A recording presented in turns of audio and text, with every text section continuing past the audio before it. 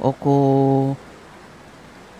na panga mali e fiafi koe ni ka koe tolahi o kina utolu koe kau whaiwhekau koe kau wako tutuku koe kau ngā ue i he whatongia o e siasi pe koe whatongia o e whai ako mo kina utolu ai whana wako ka kua lau i tau mei heni pe ko nā wako tutuku tolahi mini i hia ka kua nau pekia ka ko whai e manatu ki he ngahi taimi nei i tongani ai e tangata e ki whaiwhekau koe ni a hawat se komi nei i loa aki pe ia pea koe anga koe e tala noa a ki nau tolo ku nau manatu lelei koe e ki ai koe ngahi wā i taimi whakakoloa ia o e ako angani i hono kau ako mo hono kau whai ako pea pehe foki ki hoko hoko lelei mai ai pe oa o mai ki he taimini.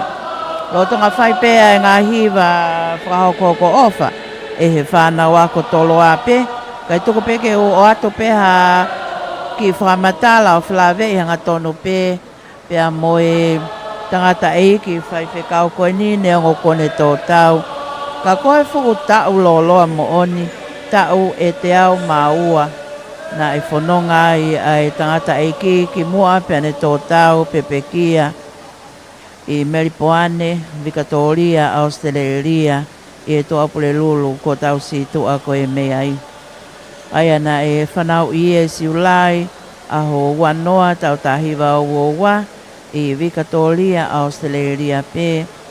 Pea na i whiunga pa me ngai tau e hongo fulu maa whaa ai i tongani ai tangata e ki pea ne hoko ai ko e tokotaha ngā ue. Ngahi tau tahiwa ni mango fulu tupu, ke ngahi tau tahiwa o nongo fulu tupu. O ne ngā ue ai i tongani. Hoko ko i pule ako ko lisko ia ko tupou, me tau tahiwa ni mataha, ke tau tahiwa o no tolu. Pena ia e taimina ne hoko ai ko e Palestenia, o i sea Swesiliana tau ataina ko ia o tonga. Me tau tahiwa ono taha ke tau tahiwa ono tolu. Ai taimi koia na ane i tongani ai. Kai kehe o kuia i whoka e manat melia e tolahi ko e lolotonga i taimi koia na ne hoko ai ko e pule ako i e kolisi koia ko tupou. Na lahi au pita ngahi ngau e whakalakalaka na e whakahoko e he tangata e kwhai whekau kau maafo ki aho no waifi ko se neti. Pe ia i pe foku mai ngahi kau ngā whai ako, toko lahi pe na nau whai ako. Pe i kai ke ngata foki ai, ka nane i tongani e wā i taimi ko ia, lolotonga ia hono katoa ngā ia ka kato i tau hiwa ngō fulu. O i whakotu u ko ia o i api ako kolisko tupou, i he tau tahiwa ni mao no ia. Pe i kai ke ngata foki ai, ka na lahi au pito e ngahi polo seki, pe koe ngahi polo kalama whakalakalaka ai ako angani na e kau e tangata eiki whai whekau koe ni pe ko se komi koe ui whoke a koe he tau kautonga mo i whanau ako pe koe pe ngahi hiwa ia na e whau kau kia Mr. Se komi i hea nge koe a manat meria e toko lahi ai koe ngahi polo kalama whakalakalaka na e lahi e manatu koe kia ai koe kamata koe a hono tanu mai e whoihala koe ni koe o tau lau ilok tau hauai koe ni koe mei malapo o hauai. Pa koe taimi fo koe ia he kamakamata mai nai.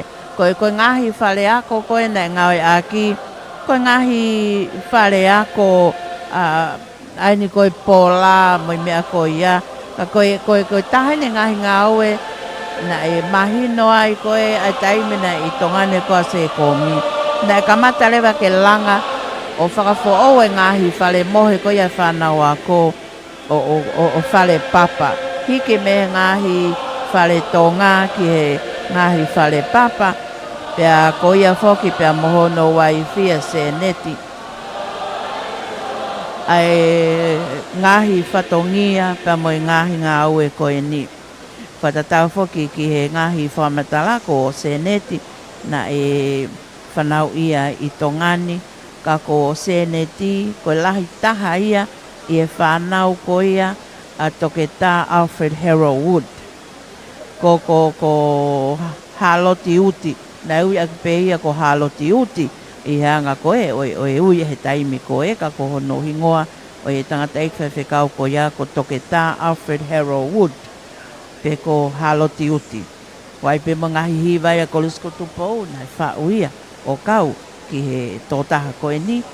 Kana e hoko a haloti uti na e ngā aue ia i tongani ko e pule ako pe o e api ako kolisko ia ko tupou pe ko toloa me tau tahiwa ua wha ki tau tahiwa tolo fitu. Pea ko se neti lewa ai ofe fine na e whanau ia i tongani. Ai ni koe waifia koe o tangata iwhai whekau o whamanatua koe i he aho ni pe ko se komi. Pea ko si kei lau maali e lelei pea se neti. Koe polokalama koe he whiawhi e hao ni o ku whakahoko atu ia i he leti o e whaema walfitpoi ni ma toi whakahoko atu i tau pēs Facebooka ke mō mea peki ai. Pea ku toi tuku atu ia i he YouTube. Ko ngā koe YouTube tau te whito kia he ke kautau leke ka mo ki nau tolu koe i tō apure a ngā leleia ke mō wakai ke o mō TV. Ilo e foi TV leleia ke kautau leke ka ko ngā peo ke sai ai wakai mo ngai mea ko ia e ata leleia ke mō ke talangi ke o mō whakamokopuna mo api ke wei ai mea ke YouTube o aluatu ai prokalama koin o ko whamatala atu. Kai kehe, ko haloti uti, ko no ofefinea o ona a se neti, na whanau ia i tongani. Pea i kai ke ngata whoki ai, ko e taimi ko na pulea koe a haloti uti ia, ko tahiwa ua wha ke tahiwa tolu fitu, tala noa tau ene fitu ko nā fualo. Pea ko se neti, hange ko mea ni ulavika ne nai ange, e ia ene popo aki, me Australia tuku mai pe ia i he interneti kono tau hiwanga fulu mahi vaeni pa e hoko no tau te au ona ia i siulai pea i kai ki ngata foki ai ko seneti ko hene whahingoa ke ai matu wae ai feitu hene fuloto malae ko ni ko lisi o kui pea ko i whala o seneti ai fuloto malae ko ia ko fine eiki ene o whakatau hingoa ko i ki ai pa ko seneti foki ia koe na iai a hono tuonga ane ia ona ko toke tā Darcy Wood koe tahaia i whanau koe a haloti uti ko Darcy Wood pana e hoko ia koe Palestini aia koe Palestini malolo ia i he siasi whakataha koe ia o Australia peo ku iloa pea koe Uniting Church i Australia. Nei taimi na ane foki mai ki tongani tangata eiki koni ko lau ki ai a Darcy Wood aia koe tu tuonga ane ko o seneti e ta'ua noa tahanima. Ta'ua noa tahanima na ane i tongani ai o kau i he ngahi o wau pe mo polokalama ko ia a hono hilifaki kalauni o ena awhiwhio aia koe tamatu i lolo tonga ia. King topa wono mo taine ko ni na naspau wano tani mana ni tongani ai o kau e ngahi o wau pa me ngahi polokalama ko ni ko talano atu kai kehe ko e polokalama ko ia o e poni o ko uhinga pe ia ke whaka ilonga i aki ai honga ia i he loto o ako anga ko e siasi ko kawako tutuku ko e kawako lolotonga a ngahi whai whatongia au fuato na e whahoko koe e tangata e ki whai whekau se komi ki he api ako koe ni. Koe hala whanonga na e whou mai ai tau mai ana e whai ngofua ka na e whai ai bilitaki o kuma i he ngahi taimi lahi tau te whito ka te nau tolu ka kau whai whekau ka iloa pe nau toluia ko nau ngau e whamisnale mai ki tongani ko uhi pe ko ngomea maho inga e ua ko lotu kai uma a foki ai ako ko tau tahiwa no toluna foki ai a whaiwhekau se komia o hoko atu a ene ngahi whaifatongia ke panaia i Australia ki mu aia pe ane toki retire pe mau wahenga malolo me ngahi whatongia ko ia na ane hawai ki tongani ko whafofonga ia o siasi koe mi Australia ki tongani. Pena e lahi au pito pe a ene hoko anaia mono waifi ko se neti I whakahoko mo whakakakato ngai polo kalama ke pe. Ka wai ai whakataha anga lahi, whakatau koia ai siasia ngai koe si noti i he siasi uniting. Kai uma a whoki e ngahi tau lahi, moi whaifatongia o skia velenga. Pea koe manatu meria e toko lahi koe ki e tangatai whaiwhekau koe ni, koe taimi koe unau whawhetau lake o kune pehe. O kufu o kei malohi au pito pe ai tui ia. Pe kai ke ngata whoki ai, whakataha mo ngahi tau lahi koe ni, na ane whanonga i he inasi i he koloa koe a koe mo ui. Ki mua pēne toku pe kia i he tua opule lulo o wike kua osi, i Victoria, Australia, ka kono tau te au mā wā ia. Kai ke he whoki a nge koe mea ko lawe koe ki ai, koe pureako mā lolo o toloa, koe Palestini mā lolo, e sia Siciliana tau taina koe au tonga. Pei kai ke ngata whoki ai, ka ko se komi whakataha pia moe Palestini mā lolo pe, na ngau i tongani i he ngai tau lahi, ko whaiwhekau George Harris, o pehe i he anga koia o e manatu koia a ki nau tolu, a e kau papalangi mo ki nau tolu, i he kuonga koe ki mo a ia ngai tau lahi ki mo a tu. Ko e ongo toko ua ia tu o ki mo a, i he ngahi ngā ue whakamisnare, ngā ue mai koe ki tongani. Ko uhi ngā, ko o vātu, aho na ta ua na ua oa o tau te au pia toi ova atu ia. Kau na wa he ongo tangata eiki ngā ue mai ki tongani, me kei ke ngata pehe na o tau te au, kai toi ova atu ia i he tau koe e te au. O hange koe ni ova ake e tau e ua, ke whanonga ki he tau hono tolu ova koe he te au.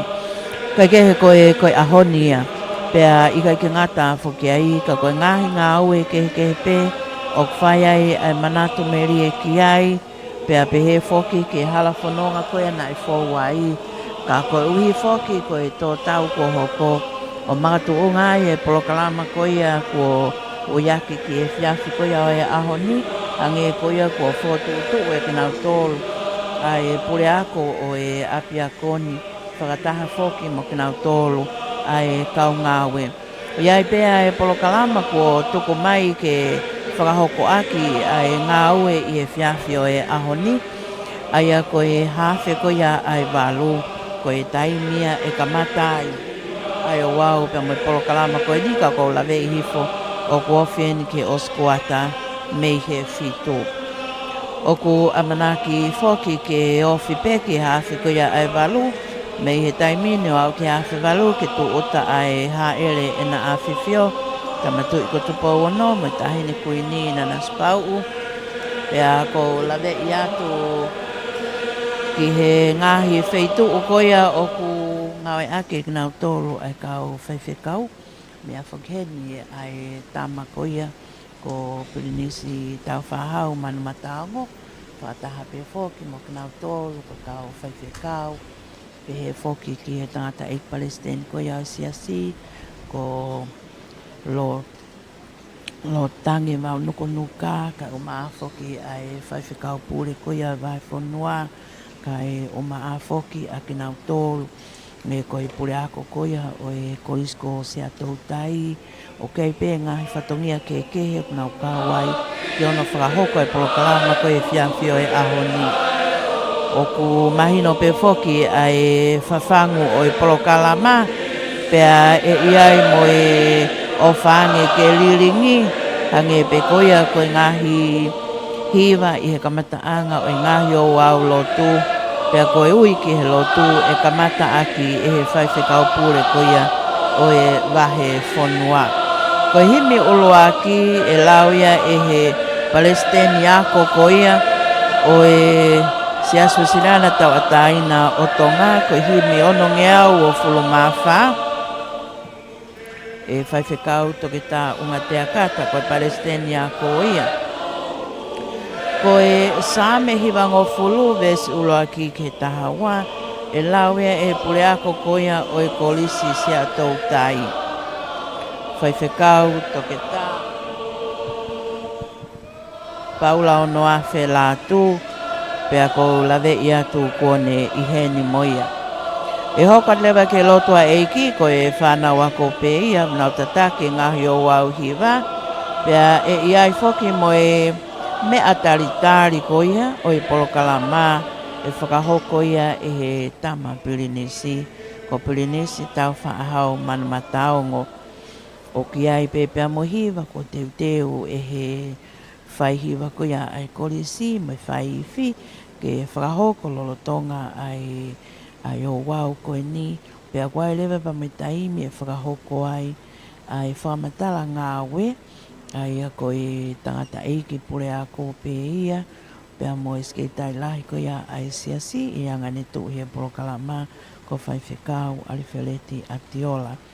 O koe lewa pea mo polokalama ko ni neu lawe ke anenai ange ko popoaki e me family ai a ko e Fine eiki ko Mrs. Janet Secomb ko se neti se komi ia ko iloa.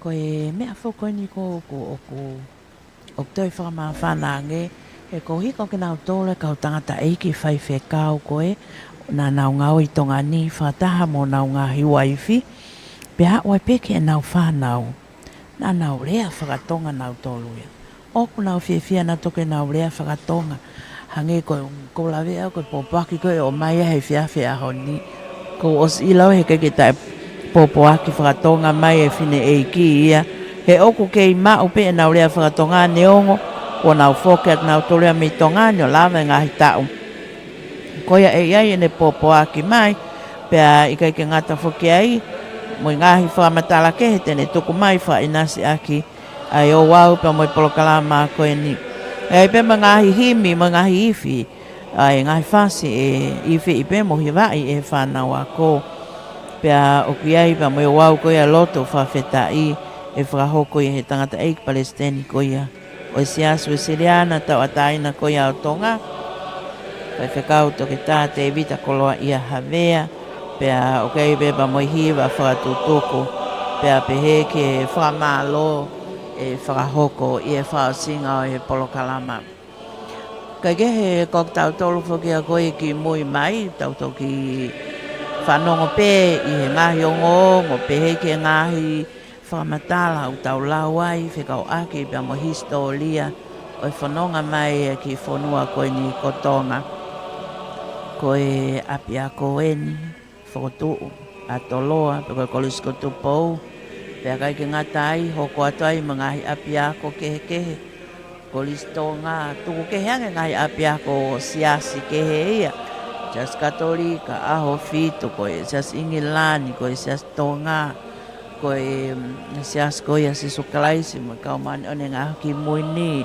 Ngahi api ako kehe, kaku lahi ai ngahi ako anga, kakoe uhi, o ku whakate fito I ngawe akinau tolu koe kau taki lotu. He koe tefto I tuia koe ai whanuani. Hoko mai e mama koe I he lotu. Whakataha mea moi huelo koe mei he otua ka koe whainga I he poto whakaata mai. Pēna whanonga pala leri ai pe ai ongo mea koe ni e ua ka koe ai whahinga ko loa na ka matai ono tanu maki pēa langa I e whanuani. Tau whanonga pe I e ngahi lea. Kai uma a foki e ngahi tala noa. Moi ngahi mea kehe pe I ngahi polokalama ko au liriki mai ai e historia. Kai ngalo koa a whea ki nau tolu na nau kau. I hono lele ki mai e ama ko ia, ama o ia ko, ama o lotu. Pea hoko ai ngopou mama ko ia. Koe makatu he kai te lava ia ke to'o. Mehi anga ko ia e tau whanonga. Pea koe whepopou ake ngai ta whaake ono kotoa pe, kawai mono whamanatua o ke nau tolu. Nai hoko seini hono tau hi I mai a tonga. Pea toki a o mai ke ngai taimi koe ni, Io nai pehea e ko hiri pe ko ane afi. Tau tu utai ke lolotongani. Pea I whanonga pehea I peia ke kaha o lawi tō tangata. Moi tō tangata. kai ke he koe ni ko alu pea e taimi o fi pe ke kamata koia e tau polo kalama ka koe e whakamalo haunga ia au pito ki he pule ako koia o e apini whai whekau whele te atiola ka o maafo ki ai kolisi ko hiko e whainga malia i e whenga aki mo le teo e whaema walu fit point ni ma ke lava ke tau inasi e koloa mau inga koia o e fiafio e aho ni pea ngi koia ko e lolo tongani o ku alo ta makalahi au pito ua o ko hoko talo pe me whaasinga wike le le mai ki ane afi ai pe ki taimi ki afua ka koe lolo tongani mahalo mo mea mai pe ke whamatalat koe ni o ku lolo tonga lolo pe ai uha ka ko whai ai pe whawhetai mo whamalo ko whono e ngahi tange koia kakai whono mo e ngahi sima tāna ki mo e vai tokoni au pitoia mea mo ui kotoa he whunga e whonua ka o maafo ka tōkanga pe au whai ai pe ai fia ko e mea pe o koto e whakamawhana kai ke aha matangi ko e uha lahi pe ka koe whakakoloa pe ki he whonua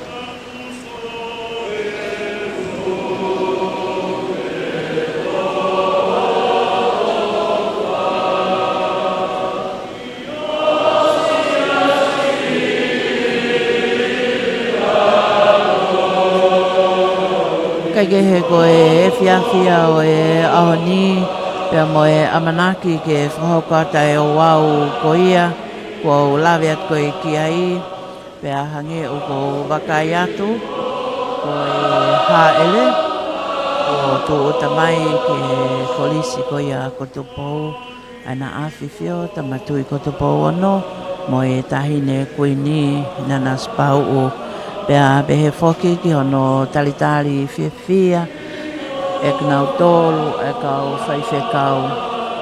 I e taim te tau pe whoki ko wakai atu ko mea heni ai tamapiri nisi kalauni tu pautoa u ka lala kai maawhoke tahine prinsesi sinai takala tuku aho pea mea heni mo knau tolu ai hau eiki mo kau whafofonga pehe whoki ki ha ni ihi mei he ngahi pure anga muri.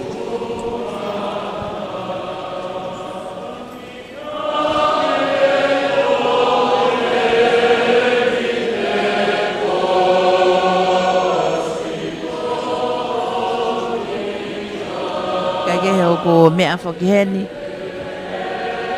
Mea whoki heni pia moe tangata eiki pale mia ko iau tonga. Toke tā ai sake walueke kai o maa whoki ai tangata eiki tal whakaulahi a Australia ko ia ki tonga ni. Kai o maa whoki ai mātua tai whanau ko lawe i atu. Pia ko lawe i atu ma kau kolistu tuku o kunau kau mo kinau tolu i he polo kalama. Pia i toloa i e whiawhini whono au pita e whale lotu. Pea kuto iai pe, pea moi ngahi tēniti ko os whotu upe ia i he i ongo tawhaaki koia o e whale lotu, tawhaaki ki hahake, moi tawhaaki whahihi who, ko uhi kua hani i te nau tokto mui mai, pea ku fuwhonu ai whale lotu, oku atape, ngahi tēniti ko os iai pe moi ngahi sea ai, ko i whakawhainga maari e i pe ai polo kalama koia o e hauani, ko e ngahi mo me niti whakakoloa ai ni pakok mautolu koe na koe me ngai whanua koe i tō preanga whatonga iange. Polo kalama koe niu toi alo atu pe ia i he YouTube. Mautolu o kuanga ki koe ngawe aki koe YouTube i koe a Paula moi moi lātu alua tua mo fenga ak fa tape ko nga fo ko pala moi la tu ya no fa ya Australia o fia tai pia ka mo tolu ko na ko me to pole anga pe pe he fo ki he ngahi me ko to pe ko to fa hoko atu me tau proklama fa ma fola hanga tonu ko ni pe mo fia mo fa fetai pe ko na a fifio eni ko na me amai pe he ke ka o fa fe ao kai kamata ai polokalama fa mafana ka koe manatua ai tokotaha ka kone tō tau i tau te au maua kana ne hoko koe pule ako malolo o e api ako koliskutu pou manatu ki ai tokolahi pe ai kai ke ngata foki ai koe Palestine malolo o e wesileana koe kafangueni ai kolisi o kulolo tongata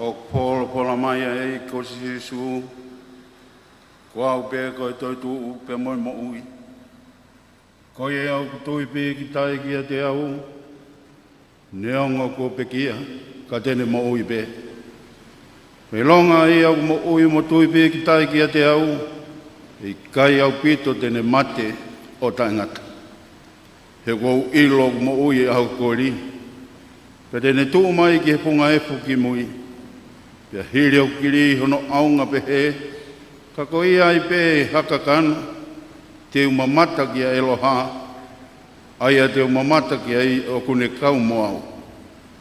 Pia ko ho kuni mata e sio ki ai, o i kai o i kehe. Na i kai te tau haa mok tau tolu hamea ki maamani, ko i poki e i kai te tau lawa ki alu mok tau tolu hamomo i mea. Ko si hova nane poa ki, pia ko si hova kone to'o atu. Kai malo i ai pe ai huapa o si hova. Amen.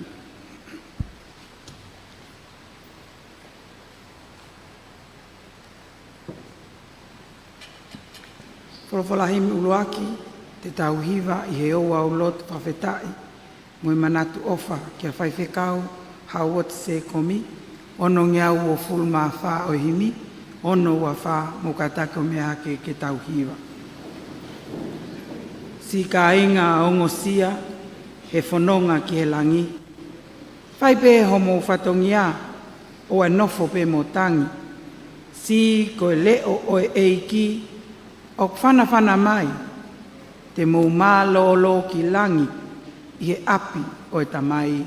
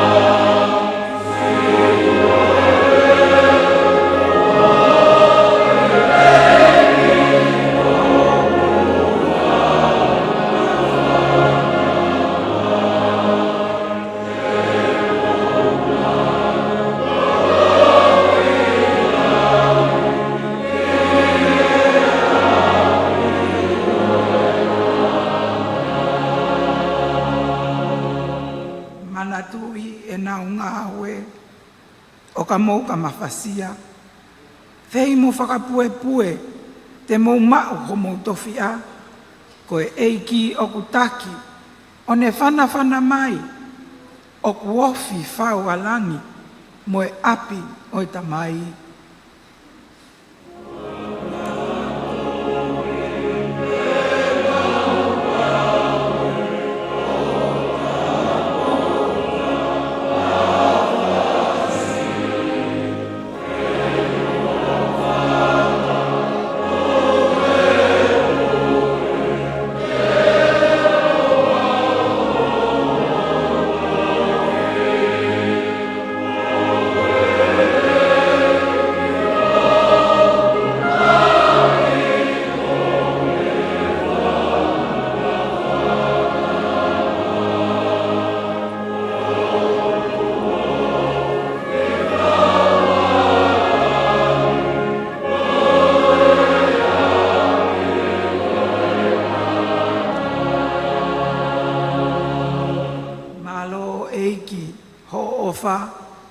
He kakai mama au whau.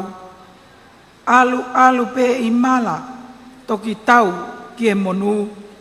Tai alo ai pe, te mau lave pe ki ai. Ke mau mā lo ki langi, I he api o e tamai.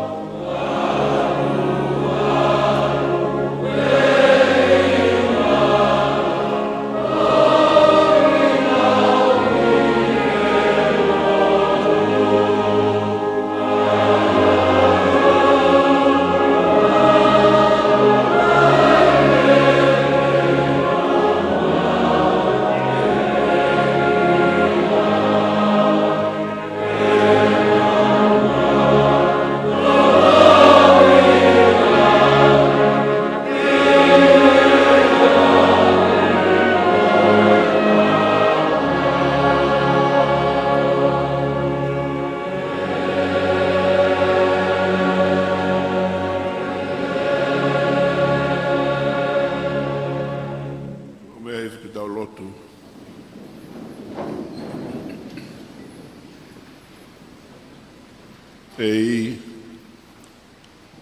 ko koe ko mau nofo anga I he tau tangata, mo e tau tangata. Te eki whakatupu ngā mo ngā be whanau ia māmani mo e whanua I o talu mei mua o lau I kuonga. Koe o tua pe ai awhiona. O ke whakafoki ki he hefu ai tangata mea vai. Pea ke pehe hako o ata mā. foki mai.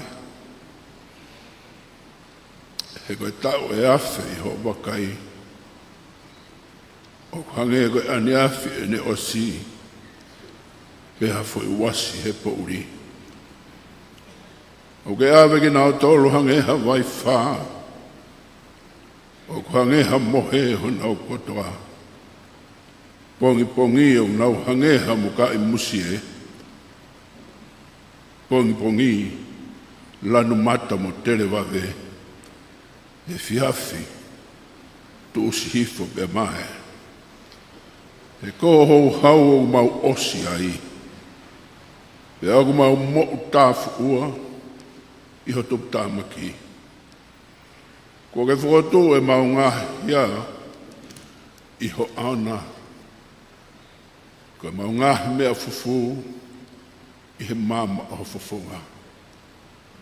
E kua pare ho mau ngahi aho katoa be iho hou hau. O mau whakaosi o mau ngahi tau. O hange hatara noa o kulau. Ko ngahi aho o mau tau ko tau e fitu ko fulu. Pega lahi ho tongu. E au nai ke walu mo fulu. Pea ko hoto viki a ngā. Ko e ongo sia mo e muna. He o kutusi wave. Pea tau puna. Ko haia une I lo I ho hou hau hono mama wha. Pe koe lahi o tupu tāmaki. O tāo mohonge ia. Ako mai ke mau whakafuafua pe he. Ho mau ngahi aho. Ka mau utu mai. Haloto poto. Amen.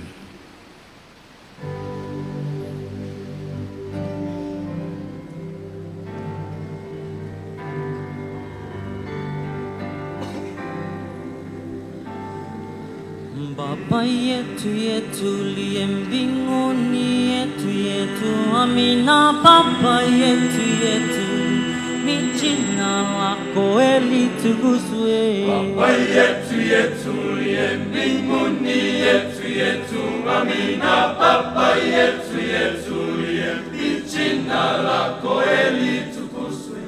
Utupe leo chakula chetu, tunatohitaji utusamehe makosa yetu kama sana tunamewasamehe waliotukosea, usitutie katika majaribu lakini utuokoe na yule milele na milele.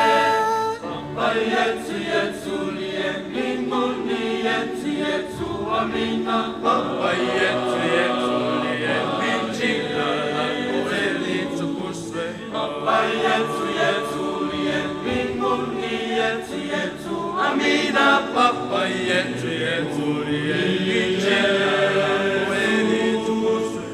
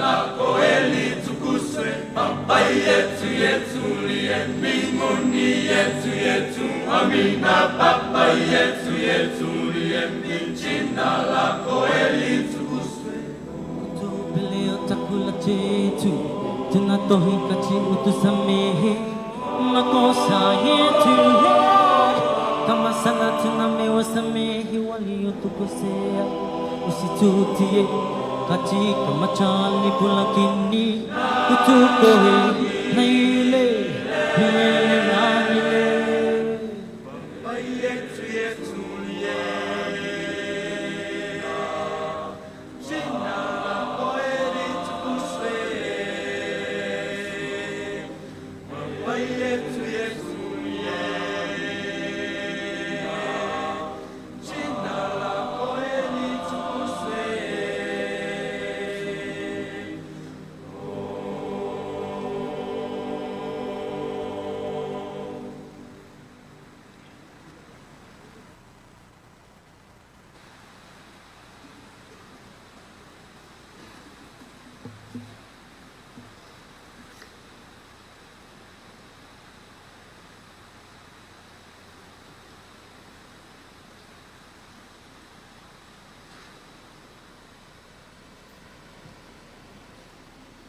Tap moe o tō maf, tap moe whailotu, whakamanaatu, e tō ki tā malitoni.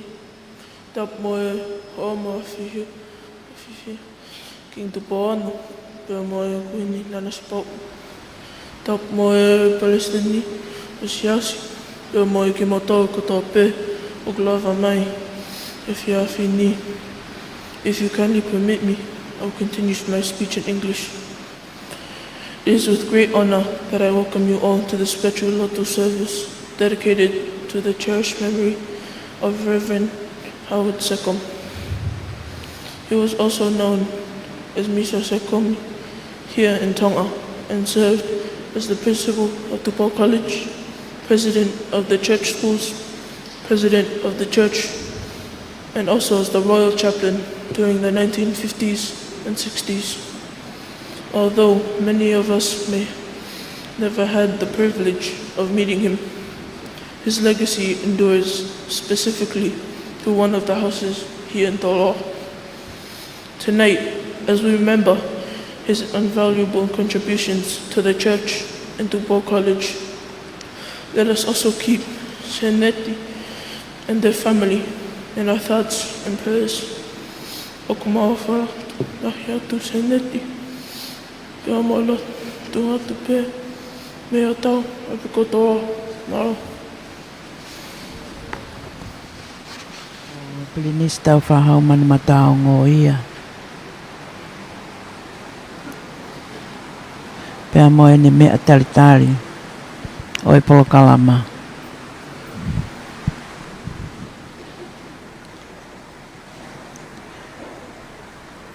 Hoko atu heni ki he hiwa mo e kauifi pe koia e kolisi.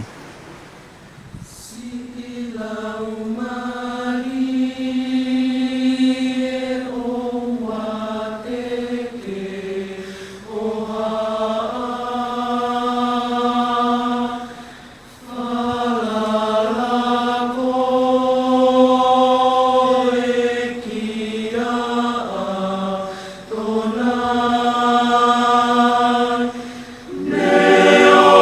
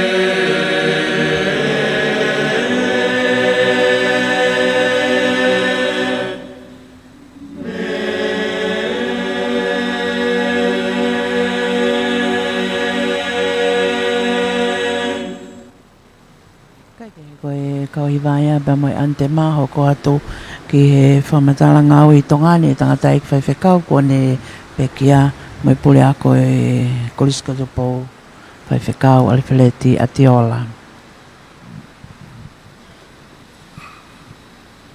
E ke tau apasia mua, e kune a whio I ho tau lotolotonga, e mo e top tapu o I whare lotu, whamanatu o toke tā mori tonu. Kere kere o korisko tu pou, pe mo e apiko toloa. Ko haerea e homo amphifio, king tu powono, tu i o tonga. Pe mo kuin nanas pau. I he apasia e siasi, pe mo e whonua. Mea hene e tamako tu pou toa aru karara, pe mo e koe plinis crown I o tonga. Pe mo Princess Nai Takara tuku aho. Pe mo hoi ke o whunua. Your Excellency, Mr. Brett Petley, Australian High Commissioner, thank you for availing your time to be with us tonight. Yung tau kau whanahai pe mo e tangatai ki President o siasi, kau taki e ngā he potu ngā au e conference Sias koe siriana tawa taina tonga. Mea hene a lotanga wānu kunuka. Kau tahtu tuku, pare mea tonga. Ka whonga mai pureanga. Kau mau heni pe mo I tamako tau whahau manu matango. Pe mo e korislo tonga. Ke tari fia fia. Au mo mea mai I he pōni pe mo I a whea e apiko toroa. Pure ako ka o mai whaifukau pe mo e kaumatapure korisko kuinsaro te. Au hen pe kau whawhonga pe me he ngahi mātua. Pe pehe ki he ngahi sias whakakoro pe mo I ngahi tōu ako. Kau whataha pe whapa apa. E tōtaha kune whatataha ki tau tolu he whiwhini. Whai e tau whawhitai ki o toa mafu. Ka moi manatu ofa. E na iai pēne kau sewanit na nau tukuangi ai whia maria o api mono fukoroa.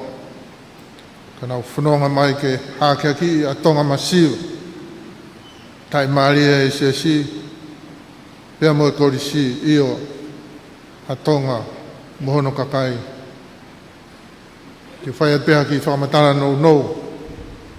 O whilawe, ka mo I whaifikauni. Reverend Howard Secom. Na I loa beko Misa Secom. E whanau ia Howard Secom he aho wanoa siulai tau tahiwa ua. Ko e tau tangatai hono tolu e whamelini na nau ngā o e whakawhaiwhekau. Ko ne tangatai ki ko Reverend Dr. Herbert Secom na e Palestine e sias metotisi o Australia me tau tahiwa whāwalu ke tau tahiwa nima taha. Pena e osi aahi tō taha mai e Palestine ko ni ki tongani. Nei ako se komi he University of Melbourne, o maua no whailonga Bachelor of Arts, pe mo diploma in education.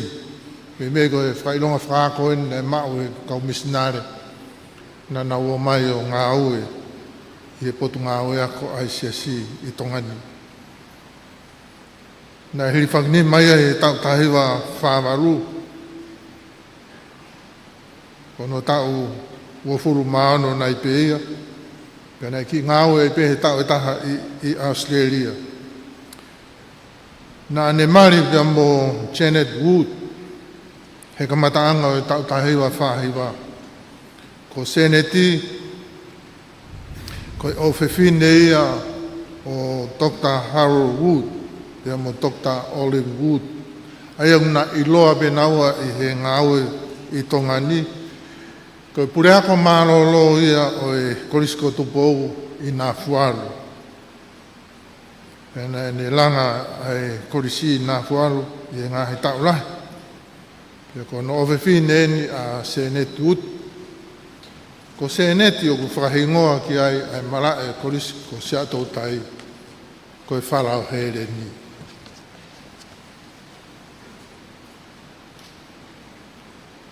Nai omi lewa ki tongani a se kombo se neti i he tau tahiwa ni manoa, ka mātai na ngā ue i heni. Ko ki naua be mo nā whohalahi ko ki tamisi ko toni. Ia ko toenga lewa i ki whanau, nai toki whanau i ki nau tolu i tongani. Ko Heather, mo Keith, mo Lionel, ia mo Bess.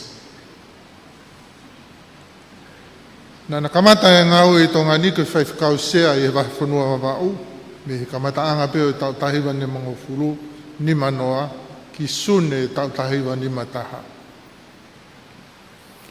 Sune i tau tahiwa ni mataha, na e ui ai e whaitaki, ke na hiki mai ia mei wawau o hoko koe purea koe korisko tupou, e taim koe ni koe purea koe korisko tupou, koe a pe ia e Palestini ako. Na e ui ki naua ki whatongia koe ni i he tau tahiwa ni mataha. Koe konferenisi o tau tahiwa no taha, na e whiria ia e he konferensi ki he lakanga koe Palestini o e siasi. E hoko ai pe i he taim tatau koe whaifkau whakatu. Ka nane i he lakanga koe ni, ia me he tahiwa no taha, i he konferenisi o e tau tahiwa no tolu. Me mau e lakanga koe ni he tangata iki, na e purea koe pe he korisko tupou. Palestini ako ai pe ia ai siasi. Palestini ai pe ia i he konferenisi, ai siasi po e siliana tau ataina tonga. Pene whakakatu whaku pia mo i whatongia, koe whaifukau whakatu. Koe ngahi tau koe nei Palestini ia se komi e siasi, na ne nofu pe ia i Toloani. Pena e nofu pe mo i sekretari e konferensi i Toloani. He koe tiutarahi pe ia e korisi he taimi koe ia, koe whakau, koe tā sione a manaki hawea, koe ia pe ia na e sekretari. Ko se komi pia mo amanaki, koe tau tangata, tatau pe ia. Nau i he tau tahiwa uoua, na ke i tau tolungo furu maa maru pe, whanonga ki ona tolungo furu maa hiwa. O kuna tatake se si koe Palestini mo sekretari, nofo pe he korisko tupou, pe mo iap kotoro. Kau ki tā noa si et beki a ngahi mea, nai hoko i he taimi na e pureako ai he tangata koe ko se komi i Toloani. Koe langa lahi na e whai e se komi. Lotonga ni hoko koe pureako i he apini.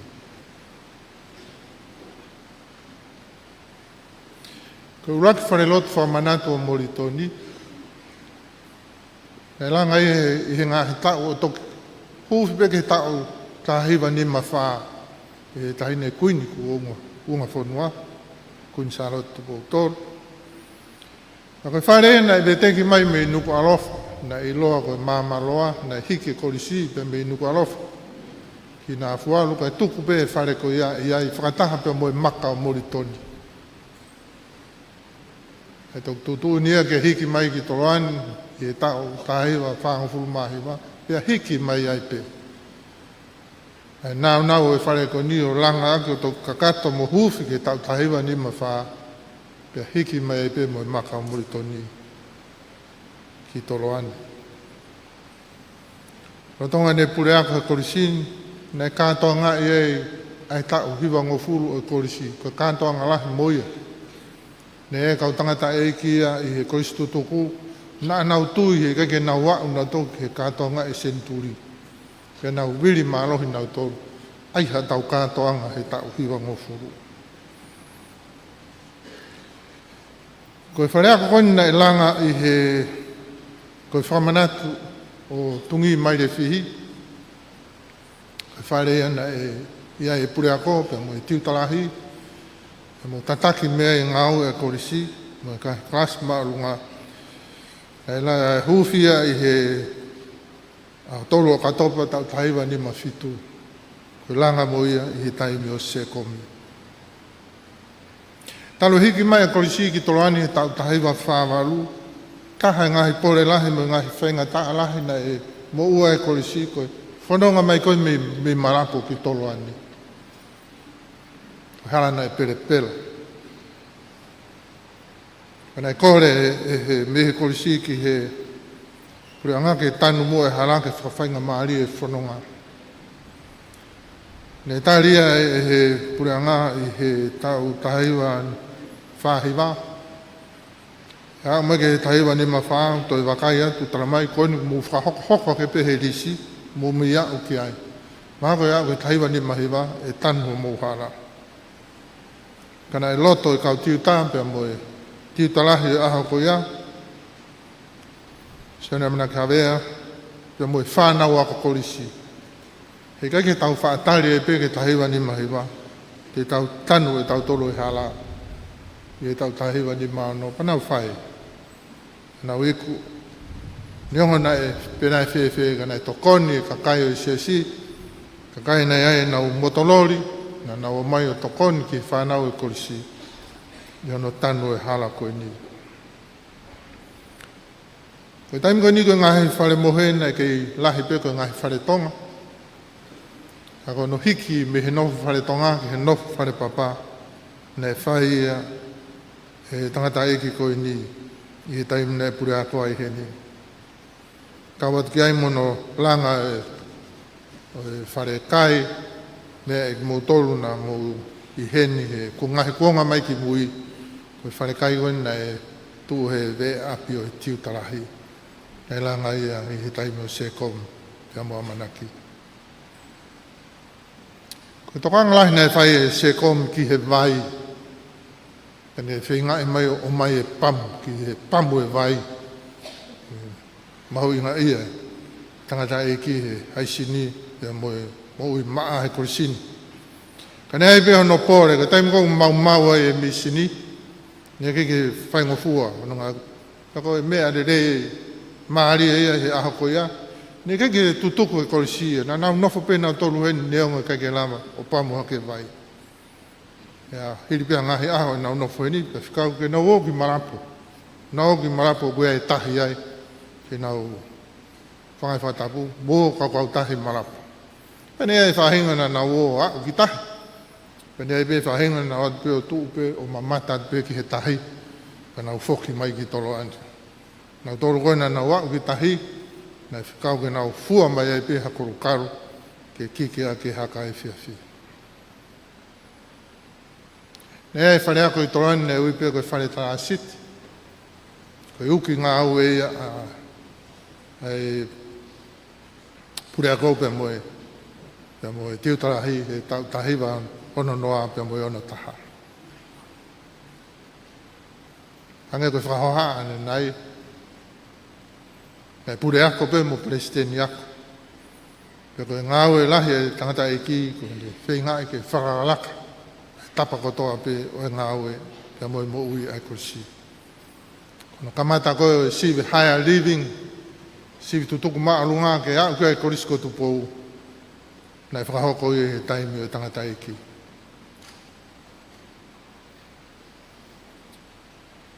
Ko ngā tonu na e atamai ia i he korisi ko tupou, mo korisi kunisara o te, na e whenga i pesi se si, ka whainga maari ke aminau tolu. O a koi pe mei fisi ke nau lawa sivi, ngai sivi ki muri. Ka koe toko taha pe nai, pe koe toko ua he tau, nei lawa ave i he iwi o i sesi. Ka koe taimi koe ni ko se kom, presideni ako, mo presideni o i sesi. E nau whau pepe mo i komiti ako i aha koe ia, ke lama o mai hasilapa whawaha apureanga ki tongani. Pena nau o mai ai i tahiwa no tolu. Whotu ai a piako maalunga ko tupou. O oange ke nau whai ai sivi ki vika tōria. Ai au tau whenga o whahoko he ahoni ki New South Wales, Australia. Nei whakawhatongia ea ki a toki tāmana ki hawea ki liu tohi tapu i tau tahiwa no tōru. Nei whetongia e siperi te amoni tali ai i lakanga tiutalahi koe tau whakaosia o se komi.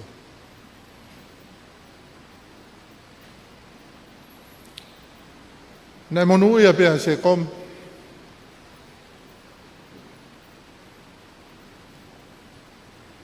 He nā ne mau ha hoa.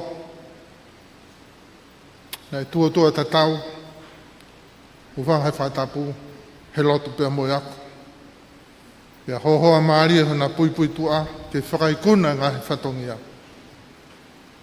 Pia hono i kai maaria. He ko seneti. Nei tupo ke bea i tongani. Pia ko i tiksinare ia se kom. Ke ako ia rea whakatonga. He nā toi whoki mai.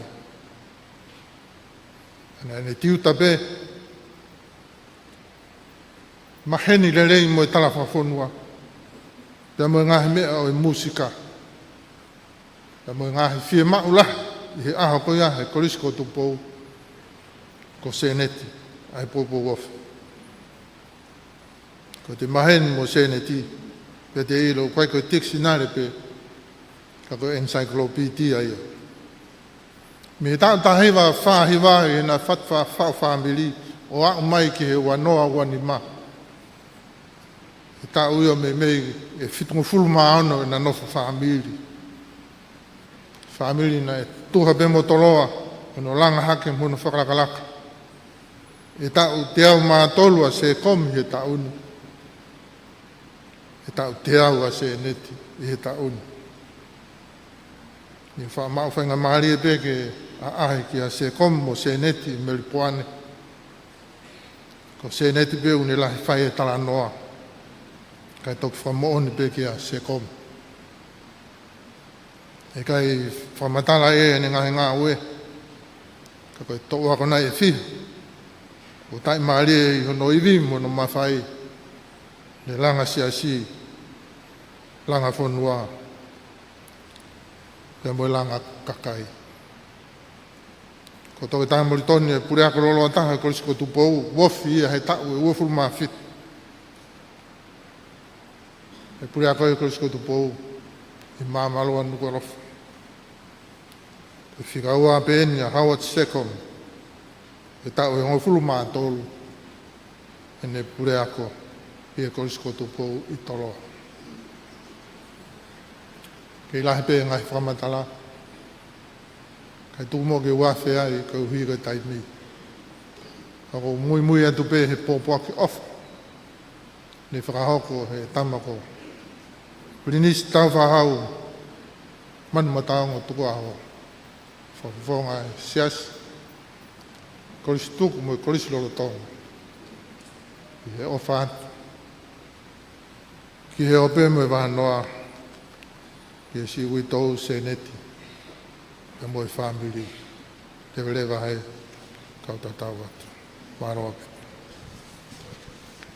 Tangata i ki pure ako ia, pia mo e whamatala ngā ue. Whai whekau ali wheleti a te ola. Pia koka lewa he taimini ke popa o whamei he whamiri. Ka koe waifi o whaanga pe koia o e tangata i ki whai whekau ka kone pekia popo aki. Mei he whamiri. Whahoko mai ia e he waifi ko seneti se kom. Tau hiwa ngofuru mahiwa, amnaki ki tau te au i siulai. Te hūwhanga he whakatapu o ose o na whai, kai ata ke whaiha ki hoha. Ko whakamalo a pito ki he pule o e kolisi, wheneti ati o. E oho vale a pito e tangata e ki, ka pana ne ilo o whaiha katoanga hange koe ni, ke whakamanatu a ngāru i nā ne whai. Pea o ko whakamalu whoki o mai a ki whainga mali ke whaiha ki leo. Na e pure foki o tangata I ki ko to toke tā hausi. I he kolisi me he taha hiwa ua whā, ki he taha hiwa tolu whitu. Na e nafu alu foki kolisi he ngahi tau koia, pēr tiutalahi a sion hawea. Pēr na mahiki mo tangata I ki mei wawau, o kamata ngāwe I he kolisi, he tahiwa nima taha o whai atu ke he tahiwa ana tolu. E mahino kia te ki mau tolu, ai mahu inga e kolisi ki ho mau whamili. Pana mau whapu whiwhia, he mau wongo ki he kolisi. Na e pehe e he tangata e ki, koe ngahi tau nane ngāwe ai he kolisi, na e tuki mo ai I he whakawhi maari ki ai, koe ri nane pehe, koe fu a ngāwe anga a pito, ai whai ako ki he whanau. Pea na e whai mo fua whoki he ngāwe, koe uhi na siutalahi a sau whapura, a manaki hawe mo siuperi tari ai, I he taimi na e ngāwe tangata I ki he kolisi. Ko ki mau tolu ai kolisi rolo tonga. Te mau hoko whoki koe kautaki he whonuamo siasi I he kahau. Koe o ko kole ai kia te mau tolu, ke mau whakaangai a whanga maarie koe ni o mau ke ngāwe he kolisi. O whaatu a pito kia te mau tolu kotoa. Koe waifi o whaangai a o whaiwhekau se komi ko se neti. Pea mai popo aki ofa. Rere o koko pea e polokalama koe hoa ni. Pea koe kau I whi ai be, mai kau hiwa e kolisko tu pou. Tēnā koko ato kia toe ante ma e taha. Ngahi hiwa o ku hiwa I, koe ngahi hiwa tokoni pe. Whatatau pe ki he wau, pea mai polokalama I he whiawhi koe ia o e aho ni, mai whatawange o kua taklele I ato. Ki ha wheito o kumau I ai. Whawhiawhia ko e pōpaka ofa ko tuku mai e he waifi e se neti. Ko mea mau I ngā e tau whanongo ko ki mea ko lea whatonga lelei e.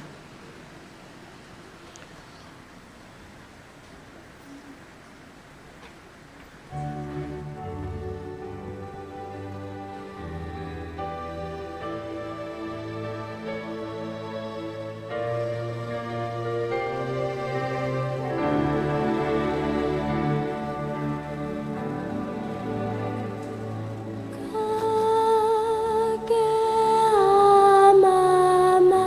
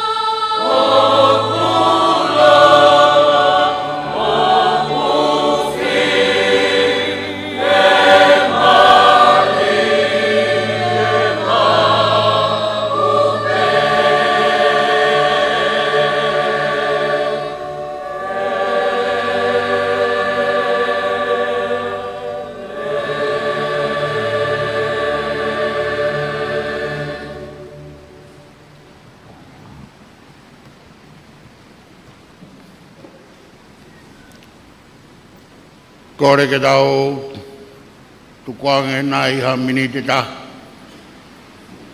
Pai ai ha tau whalongolongo, ha tau whakapapa. E pai ai be mo tau whakalawrauroto mo whawhita. Pui koe whaifkau koe ni au tunga e tau he ni Howard Secom. Ki tau ange lang he o tua kohi koia.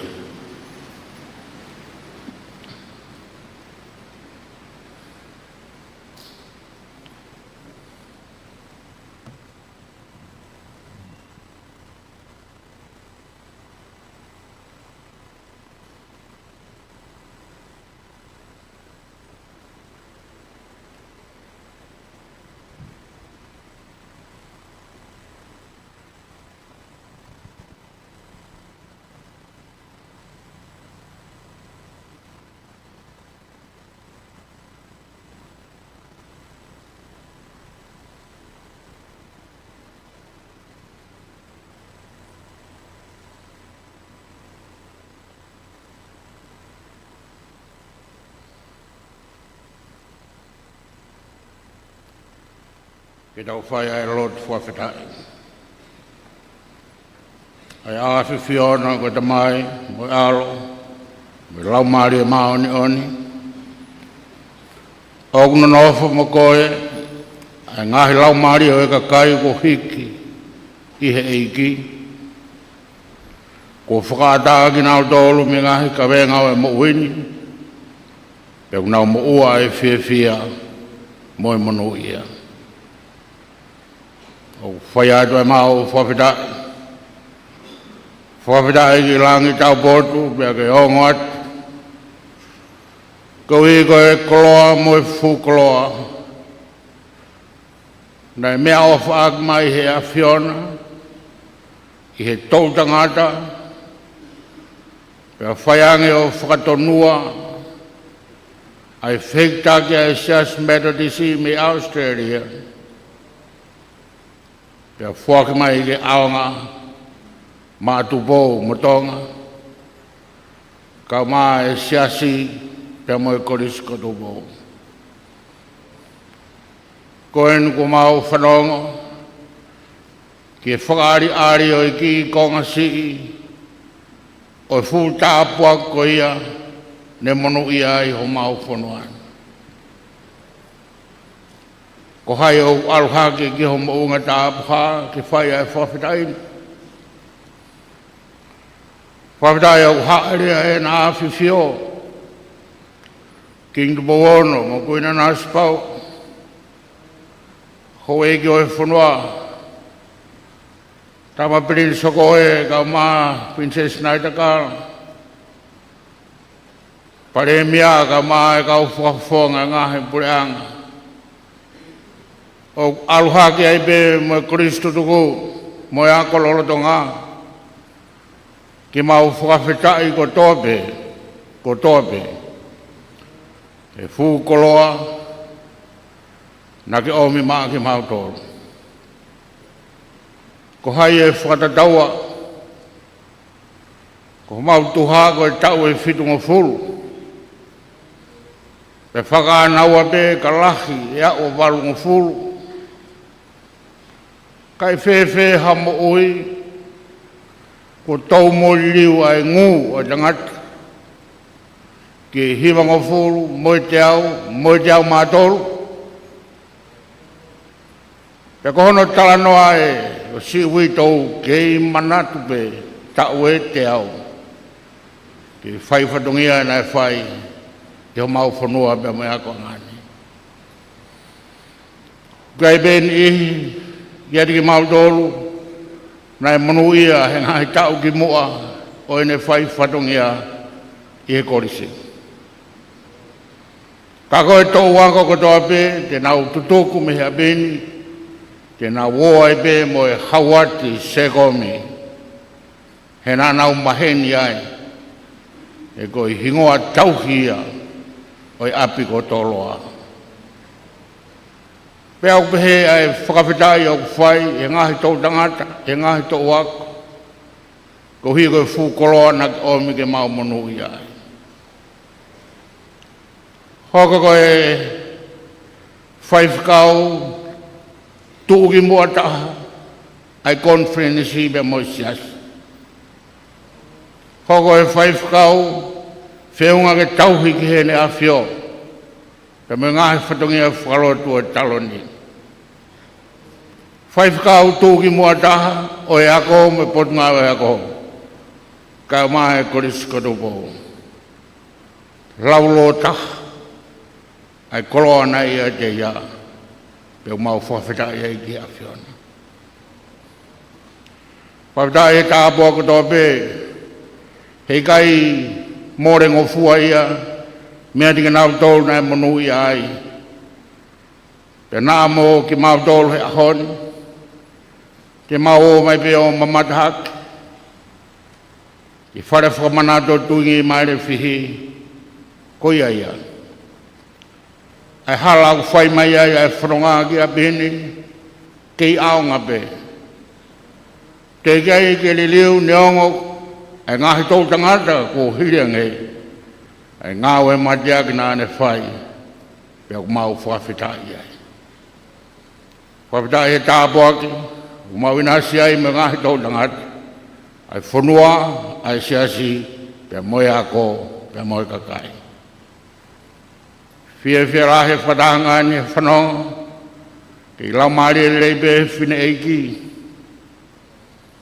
na toka ki ai e whakataru taru koe whalao se ne ti koe ongo ia e lupe toka mauro tu ke oe ngata pe he onga lupe kai mao e nonga ai lupe pe mo e whanau me whamakapuna e ngahi aho whai ngata a koe ni o mauhu mohu fia aho kaunanga ke whakanonga mo whakawhia maari e ke toi ngā e family me whakamapuna ai siasi Australia tukai peke mau tengi hia mei tongani ai tawanga aia e nā whiwhio kau mai koris koto bau mo ke mau tolu he kuongo pe ton peke mau whawhitai kai tua ke langi o ea Fiona ngahi tāpua ko toa pe o mo ui ko ni mo ui ka hau he ko mau ilonga ki nau tolu e tui pe neonga ko nau pe kia e whoru ki nau tolu e aho whamui ke nau rangi ia i ho pure anga o pe e whakamapo pe mau whakawhitai ha mo ui hata mai o eiki ko whai mamani e koe mama nane tuku o ko mamangi ai a rangi pe mga hito tangata. Talia Lord me whawhitai o mau hake atu. E wafao Sisu Christ ko alo ka mau whamui. Amen. Palestinian Sestru Silana tau taina ko ia tonga. Whaiwhekau toke tāte vita kolo ia havea. Pea pe whoki ki he whoki ke kakato ai pōkalama ko ia o i whiawhi a hani. Pea ke iai ai pe mo ngā hiwa. Toi mai ai rea whamalo ana yange hirien.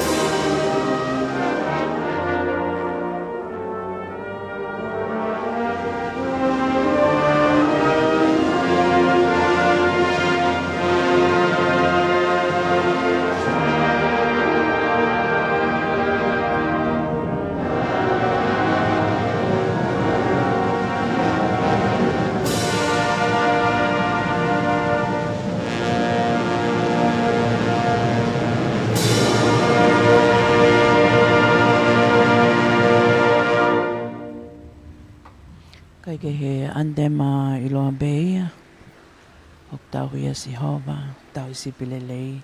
Hoko atu heni ke he lea whamalo me aia lo tanga wānuka nuka. Tapu i he a whio e o tua mawhi mawhi. Hapai atu ai e whaapapa. Mo e whakatapu ki he a whio ai hawatonga. Tupo ono koe tu. Tapu ki he tahene kuine o e taloni o tonga. Kuina naspau.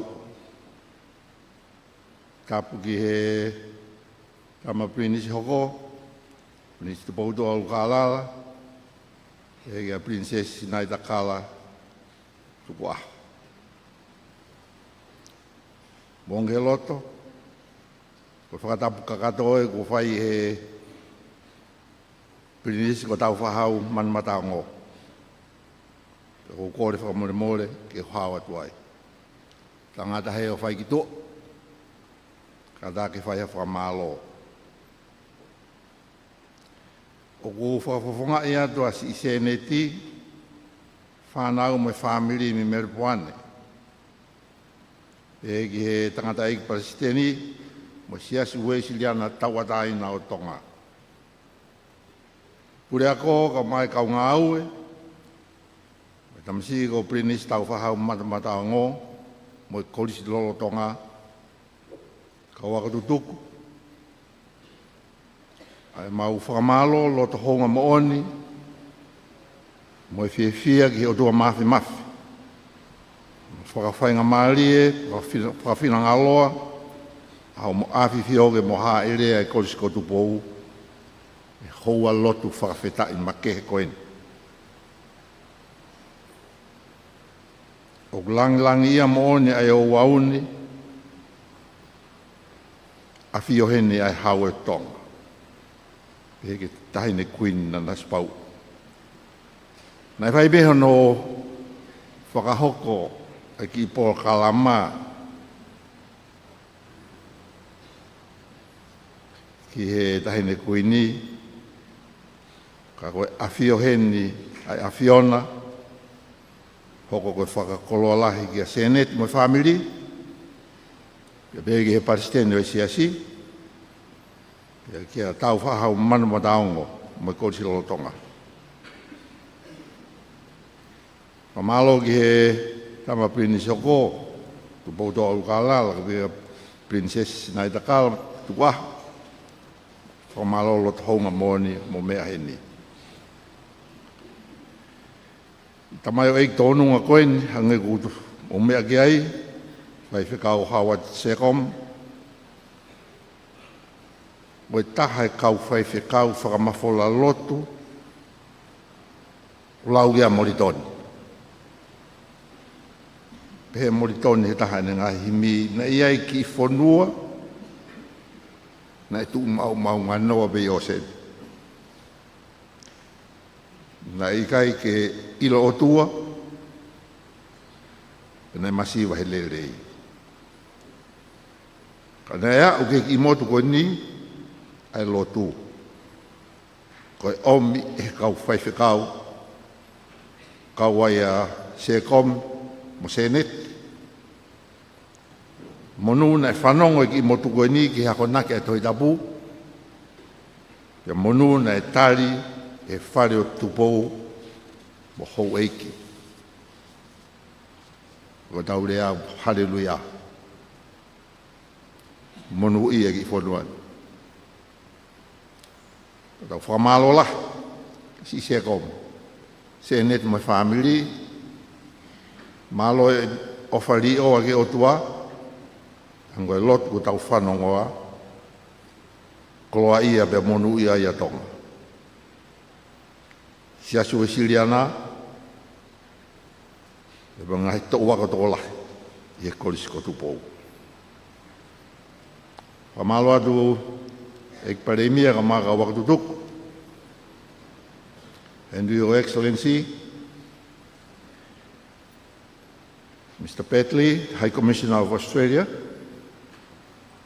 we thank you for joining us in thanking God for the life and dedication of the late Reverend Howard Secombe, a great son of Australia.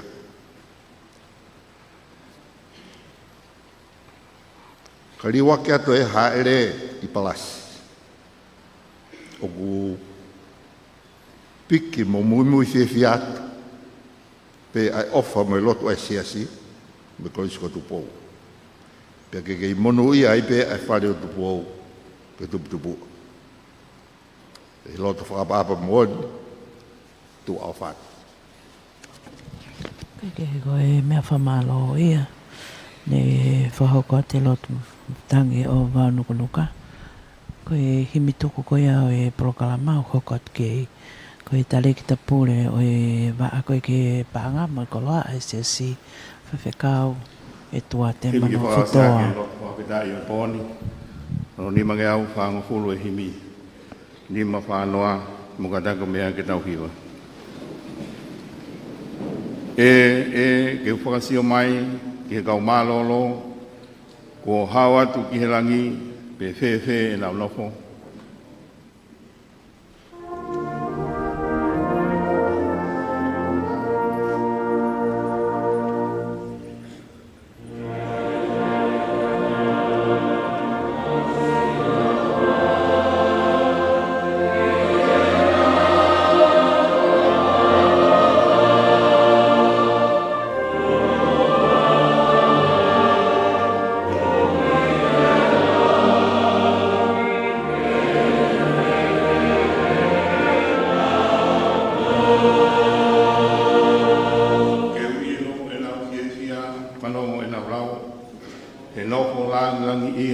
Alofi o hau.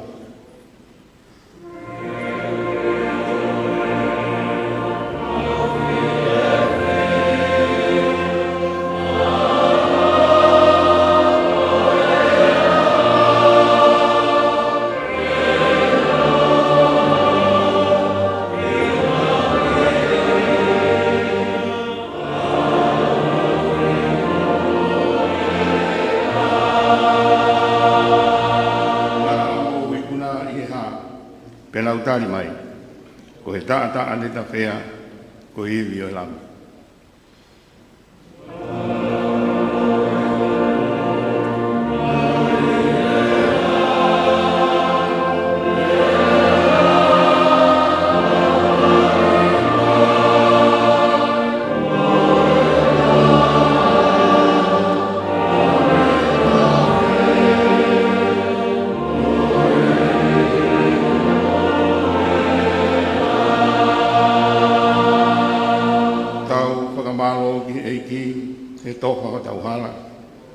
O fōu he o mamahini ke mao ai pureanga.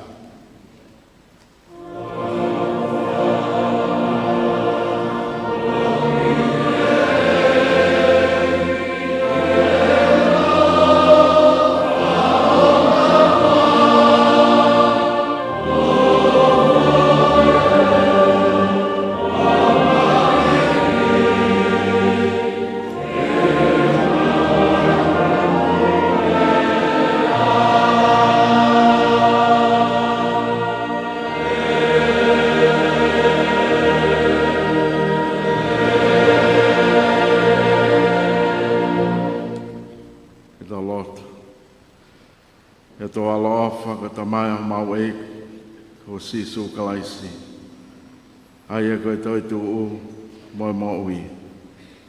E ka toi hata ki ai, tene mo ui, neango ene pekia. E koe ia mo ui mo tui pi ki tai kia te ia, e kai tene mate tai ngata. Mau whatao whola atu e tamai, o kore ke whotu ki mautol, me mate o angahala, i he mo ui, o e maoni oni. Kau hi ka mau hiki he mau wini, ke mau malolo i he ne awhio. He ka hoko e aha whamui, mo i toi tūlahi, ke hoi fua whinangalo i ati ki mau tō. Ka mau mau, ai tā puaki aho alo pere. Ai a tene omi ki a te ki nau tōlu o ofa mo apasia ki he awhiona, o pehe. Omi ki mau tōlu. e whahinga ko whamanu ia e tamai. O mau hoko ke pule anga, ko toka teu teu mau tō, tau e tānpau o mamani. O whamai, e eiki koe mau tamai mana wa ofa. O omia e mea ko ia i e sisu kalaisi, ko mau whalaloa, moho mahu hui. Amen. Ko kresia e ko sisu kalaisi, mo e ofa e o tua. Mo e whiohi o la maali e maoni o ni, ki e tiki tau tolu ko toha pe ia o tai ngata. Amen.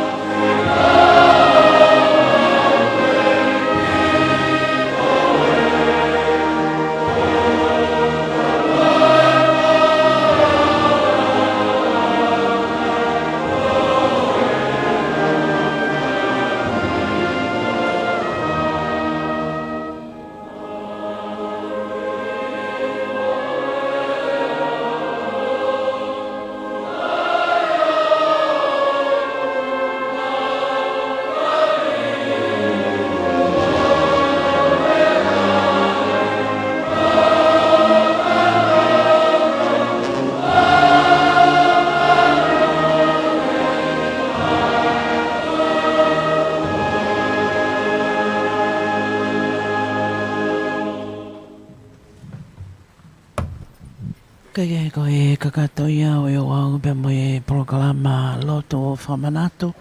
Ka ko e whawhetai e ngahi tau e te ao maua. Whanonga i he hoko atu ki te ao mātolo. Ai tangata iki whaiwhekau ko ia. Ko whaiwhekau hawati se komi.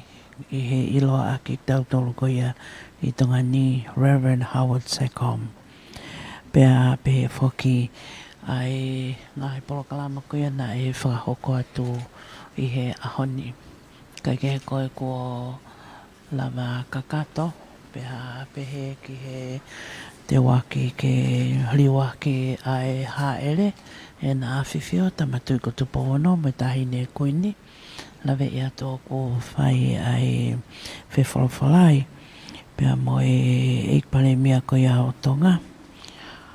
Toke tā ai sake walueke, kau mawha ke tangata eiki tal whakaolahi koe a Australia koe ki tonga ni. Break badly, pea pehe whoki, pea mo e whamalo i he kakato e proklama whalau maari koe ni, ka koe honga ia ki he siasmusiriana tawatai nau tonga, ka mawha ki ai apiako kolisi kotopou, ko i koe ngahi taimi koia na e apia koni ai a se komi, whaiwhekau se komi, ka mawha kono hoa a se neti, na mo mea mai pe ane nai, ki ene omi koia ai popo aki, whamawhana o pito kei, ma uloto lelei pe, e whine e ki ai ne lea whakatonga, mo lea lelei, kalama whakau o whakutau whamon ko toa pe e tau whiawhiai, pe angi koe mea koe na e tapai kena koe me he pule ako koe au e apia koni o whai ngofo ki ai loto atatako o se atou tai koe whalaia o se neti. Kai kehe o ku hange koe koe o wau o e ahoni pea o ku manatu ak nau tolu ka koe ngahi whamiri o e kau whaiwhekau pea mo e kau whai ako na nau kau ngā ue whakataha pea mo e ongo mātu a koe ni. O ko mauhene whamatala me he api ako ai ni iho ki nau tolu koe tau tahiwa ono tolu weni. Tau tahiwa ono tolu pea mo ki nau tolu ka koe kau whai ako. Taimi koe ni na e tiu talahi ai a whaiwhekau siuperi tali ai ka kone pekia. Ai ana e kawai e ni ihi koe ni mahalo o ki ai peha tōlahi ko nau kāinga o nau ki manat pekiai. Kawai a Siliusi Kawa, ko Mansela Tonga, Lo Teni Kawa, ko Siuperi Tariai, hange koe ne ulawe koe ki ane nai ki ai, koe tiu talahia i e taimi koe ia, tau tahiwa ono tolu, ko ko lea ai peni mamaloa sione fiusati peheke alatini talia uri ka ko e pule ako foke se komi pea pe foklotonga na ngau ko i toloa pea mohono wifi ko se neti kai uma afoki ai kau whaiako ko ni ko pita i nafo maharapui waimoni hia na nau ngau pena tohe ofisi pita i nafo ko se misisiu si wahelu ko filifinau ko toni fi haki lo peti malupo pea moitota ko hopo te umohenga pehe kia te vita kamitoni ko lawe ko tō lahi ko nau pekia ka ko lawe i a hopo te umohenga o si kei lau maari lele pe ka maasia o si toia si manahavea si one hikai one fonua te kilati pālavi arifele timone filimone halot faupula pensimani fonua pehe kia amanaki taulahi ko e tā vaotangi ko e vā tau moha apai ko e paula mau ko e te vita unga ko e mo sese la tu ko e sione tonga wata wai ni iheni hange koia ko e vā tau moha apai pia mo e tā vaotangi ko e ke wahanga mao ki hingoa ko i mo ako ilo ko kau tonga tapuen ka pana ka kau wawao ko mauloto ia e au ka neongo ia ko e o wau e aho ni whana au pito pe ake ko ngai proklama ko e na tau whanonga mai ai mohono ngahi hiwa ia ona e aho ni ko ngai hiwa pe e proklama ko e ni kai ke o kuatai pe mau whamalo me le teo e whae ma walfit poi ni ma ka maafo ke pesi ko ia whamawhola tuai e tau Polo kalama i he Facebook a Broadcom FM Broadcasting whamalo whoki a Paula Moi Moi ki sene Australia pia moe pesi koe i he YouTube ko hinga na i mau ngau e whakataha mau ngau e taim ko toa peka koe pui polo kalama koe ni na i pau ke o ate hi YouTube koe hinga pe whok tau te whito ke koutou leke leka kau maa e whine eiki as te neti e whainga maari e ange pa whainga fuang e nao mamata i he tau prokalama koe ngake nau TV taktaha i o nau ngahi api pia hange koia kok mautolu me ngai whanua koia i toa pule anga o te whamalo kia te mautolu i he tau kau i he prokalama koia o e houani pia tau whamo oni ko toa pe neongo ai tokolahi o ki nau tolu ka ko nau pekia ka o ke iai pe foki a ngahi whamiri kai o maa foki pia moe ngahi kau ngā mea o tau inasi kotoa i he ngahi mea koe ni pia i kai foki ke ngata ai ai ngahi whatongia kehe na e lava ke whakahoko i he kohiri ka ko hoko ia i he ahoni ko lawe ia ko e whaiwhikau pule vai whanua ko whaiwhikau po hahau palu ai tangata eik whaiwhikau na kau moia i he ngahi polokalama koia o e whiawhi koia o e ahoni me apia ko koia ko toloa koia nan whakahoko ai ui ko i ki he lotu whawhunga e tai pia kau whaiwhatongia koia mei he le teo e whaema walfit poi ni ma kau tawha mawhalalea Broadcom Broadcasting ai whamalolo to hounga ki he pureako koia o e kolisi whaiwhekau alifaleti atiola ka mawha ke apia ko toloa i ngai whainga maali e ko tau pia kuwhaki mai ke whaiwhenga o e aki o hangi koe whamawhola hanga tonu koe ni ke tau inasi ai o i kai ngata e te tau tolu i tongani kai pē whoki ke kāinga tonga tō lahi nau mea mai me ngai whanua koia i tō pureanga mau i eni mōli se atana tohi pē whoki alipate Kristina ka o maawha katupou lea ka e malo ho mo mea mai kua katarina tohi tō au whātu.